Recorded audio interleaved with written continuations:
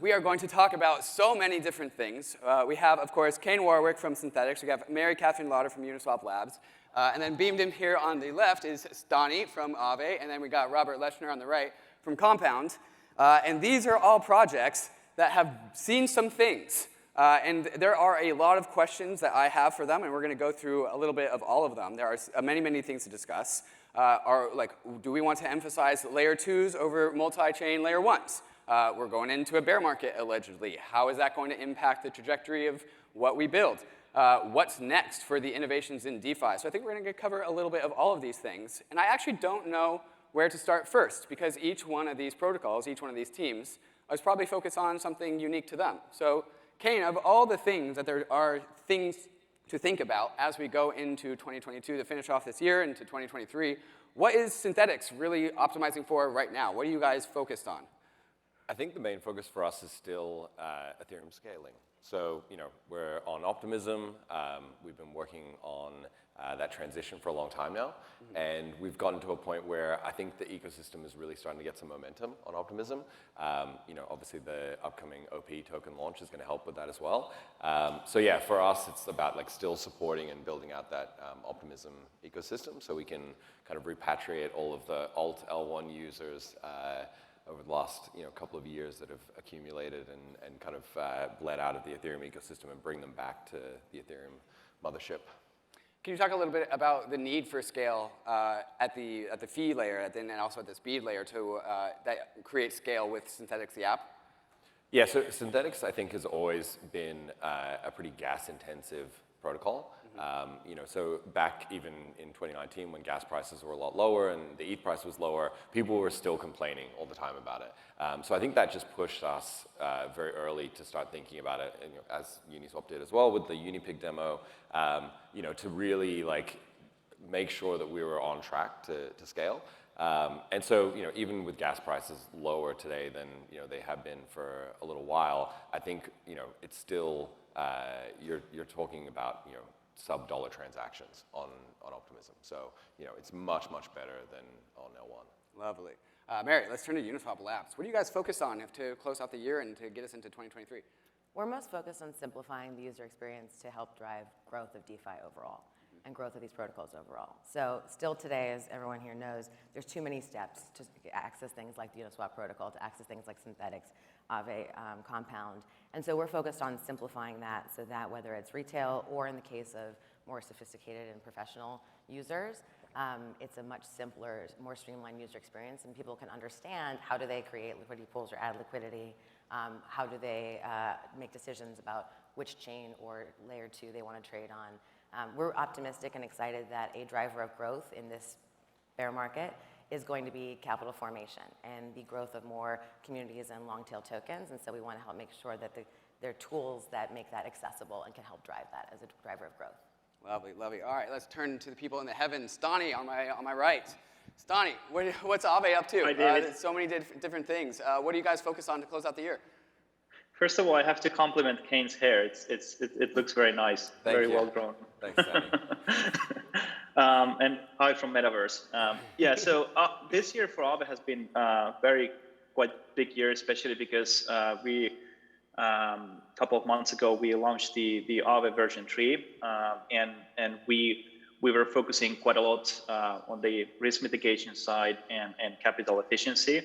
And the idea of the version 3 was that we kind of started to see decentralized finance grow quite substantially. I personally never kind of believed that we come so fast into having smart contract-based protocols that are holding billions of dollars worth of value, given that the whole space didn't exist just a few years ago. And for us, what we wanted to do is that we wanted to add features that actually decrease the risk, so you can list assets in isolated mode that doesn't affect the other collaterals, but also kind of take into consideration that we are in a state of multi-chain universe. So there is different kinds of course L2s, but L1s that are creating new communities, and this has been very interesting because many people who has been like born and raised on Ethereum, such as me, it's been always kind of like a privilege to build here, but also kind of like these new communities, such as like Polygon, Avalanche, they create new opportunities to builders and community members to participate very early. And of course, like that's also the challenging part because of our protocol is deployed in multiple networks, and there's the bridging functionality as well as assets are moving from one network to another. But also the layer 2s is something where we think there's going to be a lot of work and focus on our side. But more I would say there's two things we, after this like post V3 launch, we're focusing. One is the governance layer. So we're trying to figure out how we can get more people to vote and care about governance and create better tools. So this is going to be like one of the main focus points for us. And then a bigger topic for us is the experience layer. So experience layer essentially means that improving the user experience and being able to kind of like scale DeFi to users that are currently out of the ecosystem because it's relatively challenging to interact with. But also that experience layer means also in a wider aspect in DeFi, how do you recognize which protocols are actually the ones that are battle tested, which are more experimental, and just focusing on this kind of an aspect. That's for us. And of course, like at Aave, we are more of a Web3 builder, so we build decentralized finance, but we see Web3 as a kind of like a bigger economy, and social is one of the things that we think is gonna be a big part of finance as well. So that's kind of our main focus at the moment. Amazing. And Robert, last but not least, take us home. The man that started off DeFi summer and the yield farming revolution. You got another ace up your sleeve? Robert, what do you guys focus on to take us home? Yeah, so the focus for Compound is really bringing institutions into DeFi. Historically, almost all usage of DeFi has been individual-led for the most part. People self-custodying their own assets, interacting with DeFi protocols directly. Our focus right now is how do we get an entire new class of users into the ecosystem? Those who aren't self-custodying their own crypto, those who want to access it in different ways, and those who are coming at it from a more institutional investor perspective. And so, earlier, last year we launched a product called Compound Treasury, which is a institutional on and off ramp to access the Compound protocol. We're seeing unbelievable growth in this product. And our focus is really on taking this on and off ramp for institutions and making it as meaningful as possible. So being able to service everything from investment firms to corporate treasuries to banks, et cetera. As part of this, Compound Treasury recently received a credit rating from a major global rating agency, which is one of the steps to creating an extremely institutional product. And so, all the things that we're doing are really just focused on enabling institutions with, billions of dollars to deploy capital into DeFi safely and securely. So I think the audience here can kind of get a grasp for how varied all these answers are. Robert's focused on institutions. Kain here is focused on building out layer 2s and lowering fees. Uniswap Labs, Mary's focused on making Uniswap easier for the periphery. And Stani in V3 has like a whole host of brand new features. So DeFi, as always, is growing in very, very many different directions all over the place, which is why DeFi is always so bullish. But also, there's just rumors of a bear market coming around. And as we go into a bear market, the prioritization shifts, especially when we are in the world of DAOs and DAO capital and treasuries that are based on the token itself. The prioritization of resource management, I think it becomes really, really relevant. And we are blessed by having 4 people here that have been a part of products that came out of a bear market. And so perhaps there are some lessons to be gleaned about building during a bear market and the advantages of building during a bear market, but also the strategies to not waste a bunch of money as we go into a bear market. So Kain, I'll throw this again to you. has the prioritization or just like thoughts of the Synthetix strategy changed over the last 3 months as all of our portfolios have gotten burnt?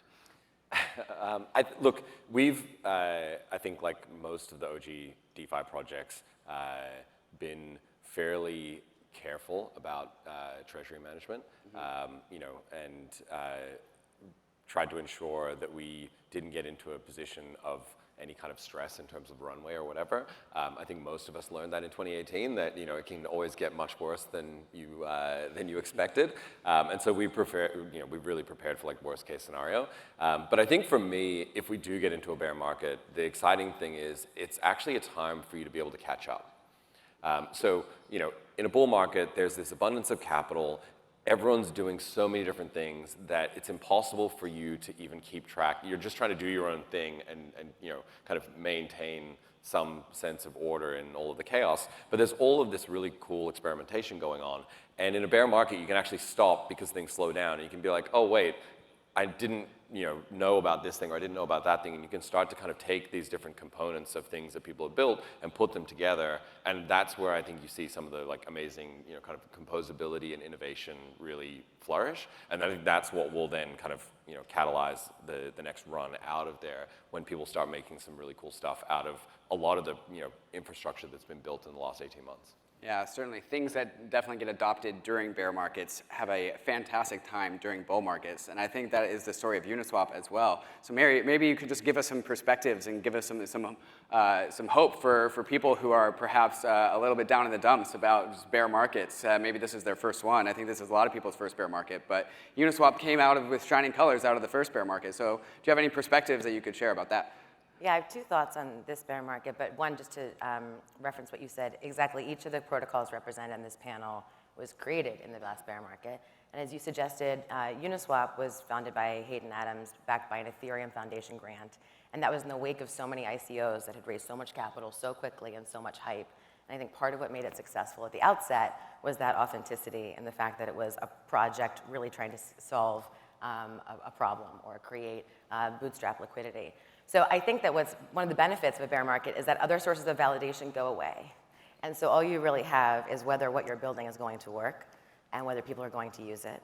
And so one thing I would say that we think a lot about is that, especially in a decentralized ecosystem, those are composed of different teams.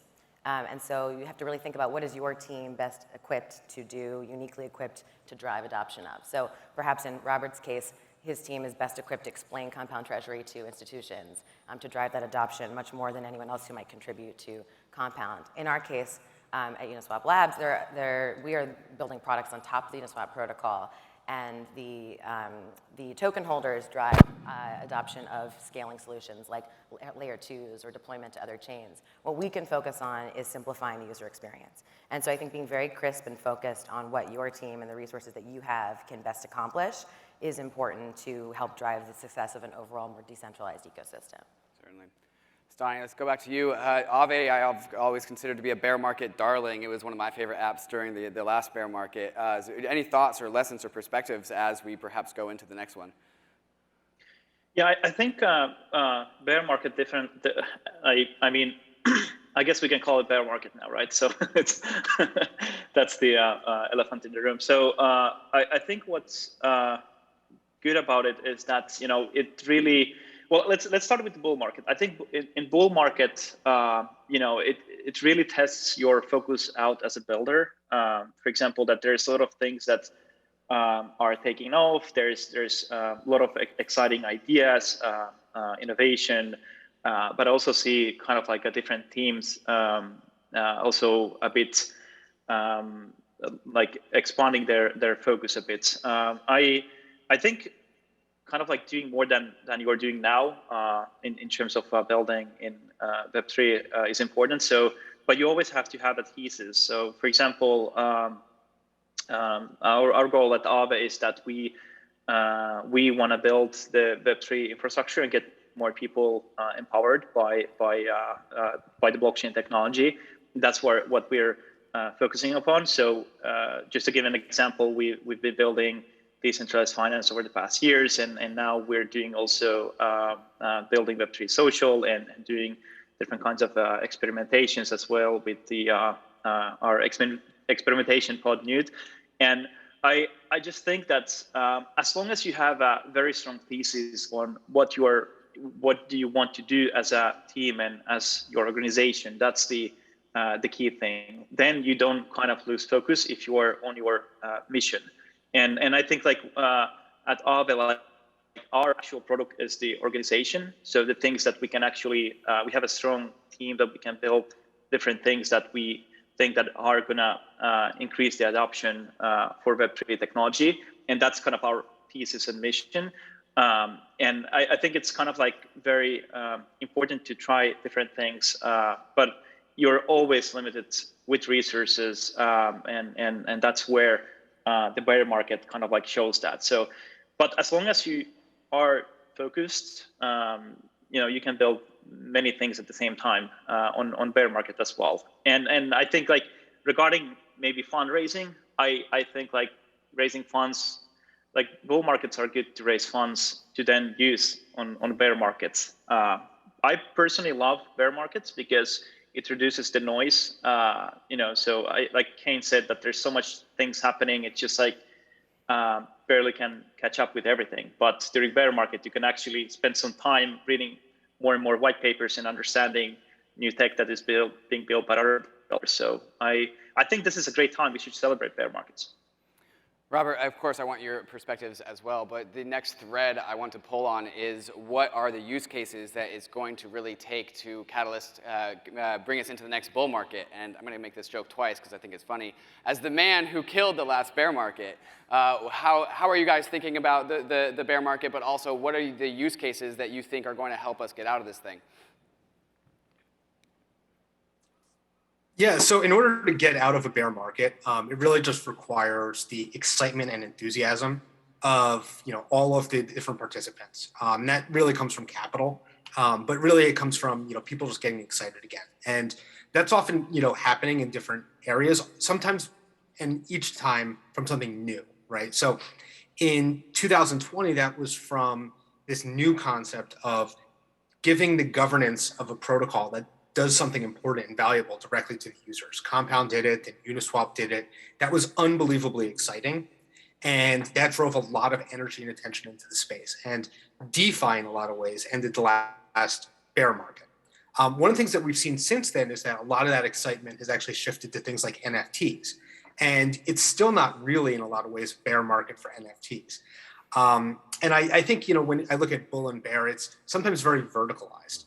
I think that, the next bull market might come from something that we don't even anticipate. It might come from, native cryptocurrencies again. Maybe Bitcoin leads the way. It's possible that it comes from, much wider, societal excitement around, GameFi, which is still extremely early. I think the thing that kicks off the next bull market is going to come from, a new idea just generating a huge amount of excitement. And I don't know if it's going to be anything that we've seen previously. One of the things that is a fact is that every single bull market comes from somewhere new that we haven't really expected. So I think the bull market will come, and I don't know what's going to kick it off, but most of us will be participating in some way. Amazing. This next question, Mary, I want to start with you. DAOs are still new. While human organization is not, the form of the DAO, the form factor of the DAO is new. And so I'm wondering, is there any just like, as we go into and try and be efficient with our resources and really just like become optimized with our DAO governance structures, are there any aspects of like the Uniswap DAO or Uniswap Labs where like the resources of the DAO are not fully tapped in? Where like there's latent potential here and we haven't pulled that potential out because bear markets, sorry to keep on using the bear market word, guys, but I'm going to keep on doing it. Bear markets are a great time to tap into latent potential and latent energy. What do you see in the Uniswap DAO, but also in the greater DAO space as like latent potential to pull out as we try and maximize our resources? No, it's a great question because I think that there have been a few examples of types of proposals that communities have gotten comfortable with. Right, so in the lending protocols, those are very clear. In the case of Uniswap, a new fee tier, deployment of a new governance contract, deployment to new chains. Those like kind of muscles have been built. But to your point, the sort of exercise of using DAO funds to drive growth maybe has not been developed as clearly beyond the initial use case of liquidity mining. And so I think it's an interesting time for members of the Uniswap community to think about how they can participate to drive growth and success and the resilience of the protocol, whether that means its development by many other teams beyond the team Uniswap Labs, which is one of the contributors to the protocol, or whether that's deployment to other chains and other drivers of growth. So just to level set, so Uniswap Labs is a corporation. We're a team that is one of the core contributors to the protocol, but all the use of the treasury management, all DAO activity is driven by token holders. Robert Leshner is a major delegate. Many other people here are as well. So the deployment to Polygon, deployment to Arbitrum, deployment to Cello, like these were all driven by the community. Those are great examples of drivers of growth. And so as we think about how to drive new use cases and basically just make sure that Web3 infrastructure is readily available, that DeFi as infrastructure is readily available to enable those use cases if we don't know what they are, then that's a great opportunity for participants in these communities to really help drive the next phase. Kain, I'd like to throw that same question to you because, as we said, like there's a ton of latent energy in layer 2s. Synthetix specifically gets a lot of that tailwind from the cheaper fees on layer 2s. So what kind of latent potential is there in this Synthetix DAO, and how do we tap into that? I think the interesting thing is we've actually been in an ETH DeFi bear market. You know, DGen Spartan kind of started this off, unfortunately, right? Like I think we're in month 18 or something like that of the ETH DeFi bear market. And I think a big part of that was, you know, coming out of DeFi summer, we had so much activity on L1. Fees were so expensive. We really priced out a lot of new entrants, and all of the people who came in and were not able to access L1 because of high gas fees, you know, went somewhere else. Some went to Polygon, some went to Solana, some went to Avalanche, some went to BSC. You know, there are different places that people ended up. But I think we really missed out, the ETH DeFi kind of, you know, the OG protocols missed out on a lot of that user growth over the last kind of 12 to 18 months. And so I do think that now, as we've finally gotten scaling kind of to a point where it's production ready, that we will have this kind of resurgence where people who maybe haven't used Compound or Aave, you know, I think most people have used Uniswap even on L1, but I think that there's a lot of protocols where people just haven't really had a chance to use them because they were priced out.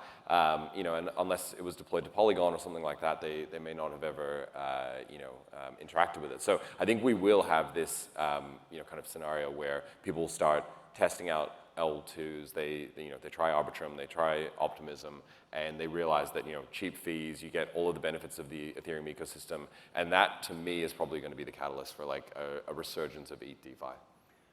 One thought that I have is that we never really seem to have the same bull market twice. Like it always seems to be a new thing that catalyzes the next bull market, and as the energy left the DeFi ecosystem and went into the NFT ecosystem, and hasn't seemed to leave since. Do you think DeFi can take back the center stage from the NFT world?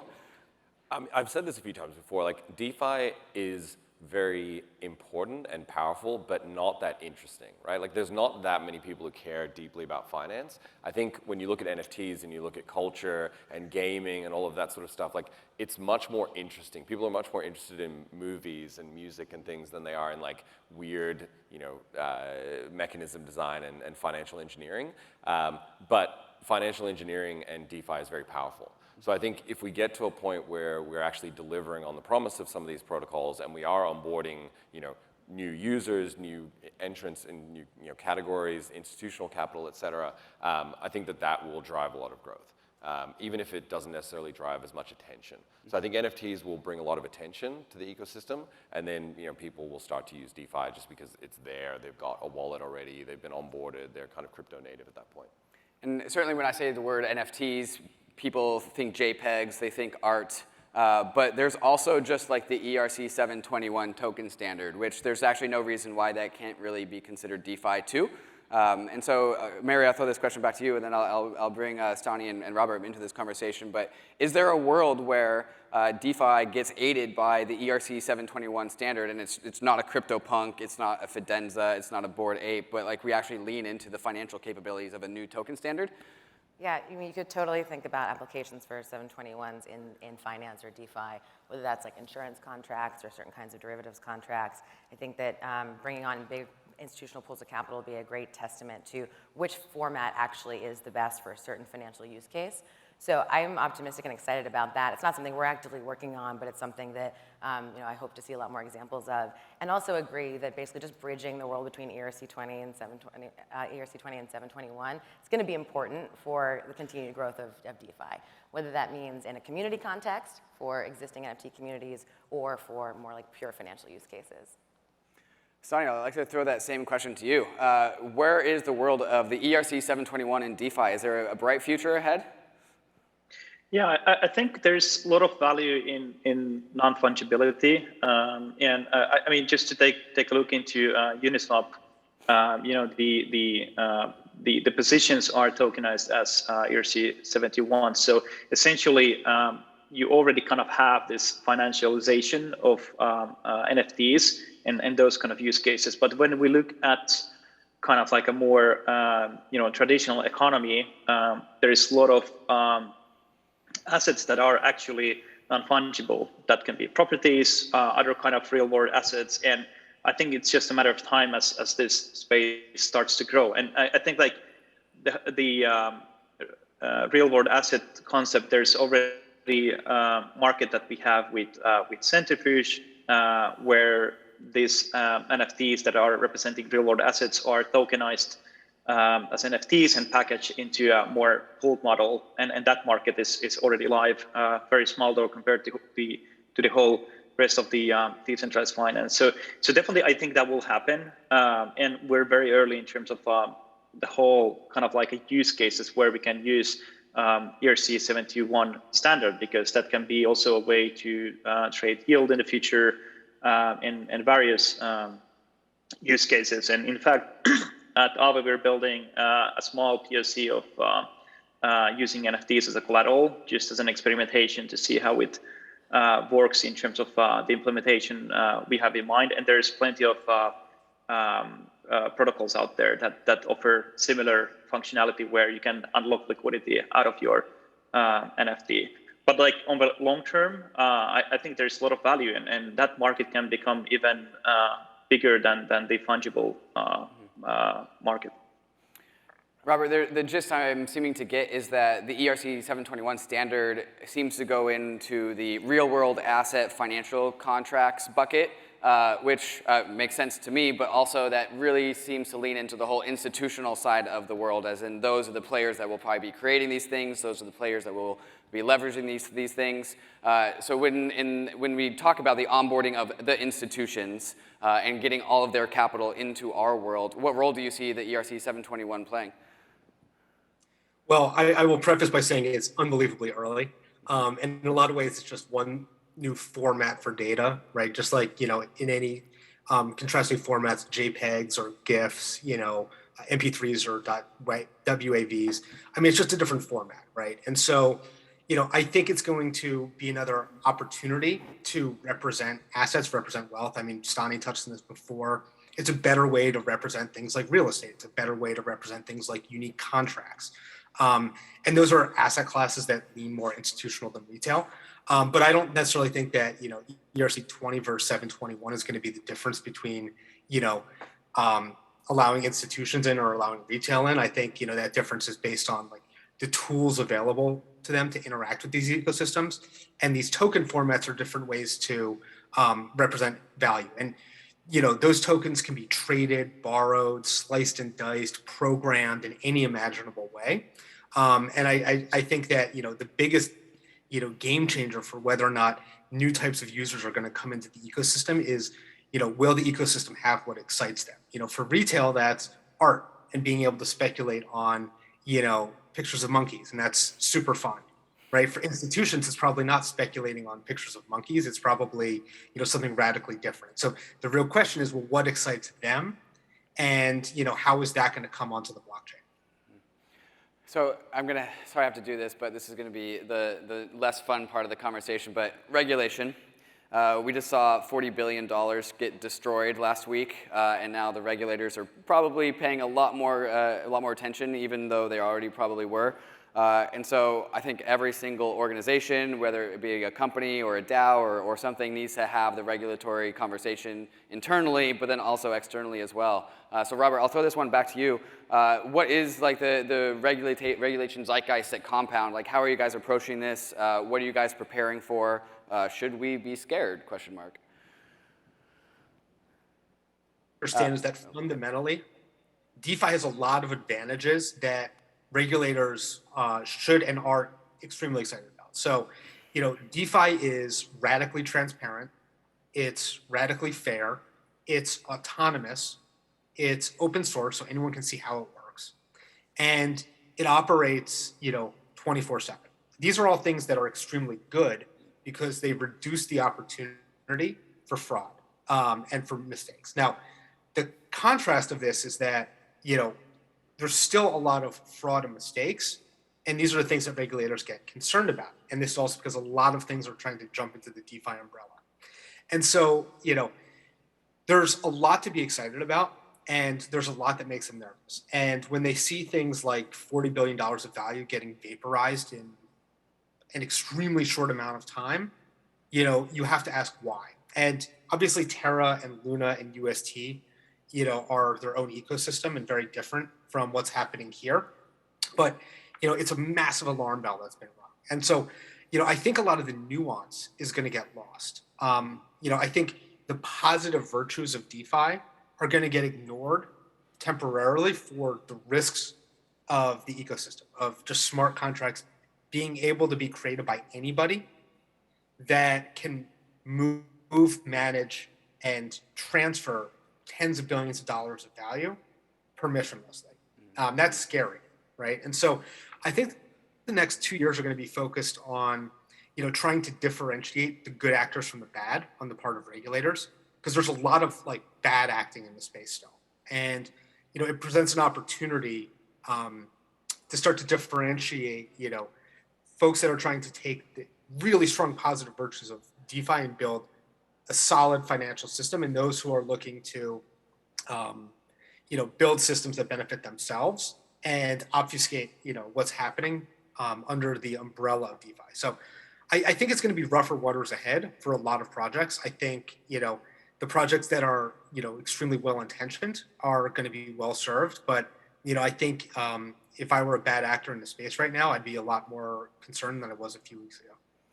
Robert, there's the conversation of, well, clearly regulators should like this. It gives them all of the data that they need to do good regulation, and they should enjoy that. But then there's the other side of the equation where regulators first have to care, and they have to actually care about these nuances. And I'm worried that people viewing this industry externally will see, internally in this industry, I think a lot of people were divided on Terra. Some were like, this is a great experiment, and others were like, this is doomed to fail.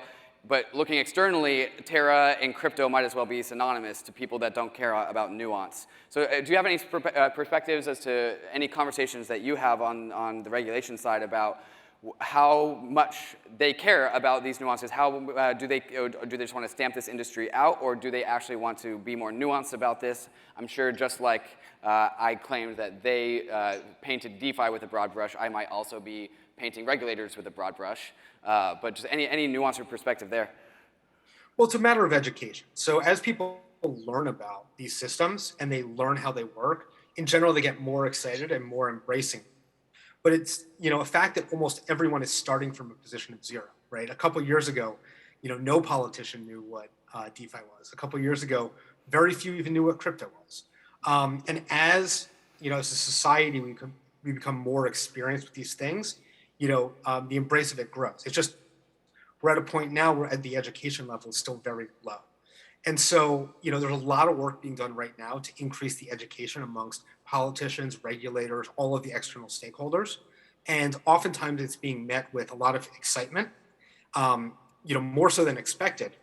But, it's a huge issue. And so, I think one of the things that's going to happen is, we are going to see more and more familiarity with it. A great example is just, even today, most mainstream media calls everything a cryptocurrency, even though very few things in our space are trying to be currencies. It's just a function of education. I think, regulators are becoming more in tune, and that's a good thing. And they're going to be able to be more sophisticated about what they look for, what they try to stop, and what they try to encourage. Actually, I want to throw this to Kain as well, because there is an outsized population of builders from Australia that is, well, in the crypto industry, but also here at Permissionless. Shout out the team from Maple and also Tracer DAO. Australia seems to have a lot of builders, and that regulatory environment is different over there.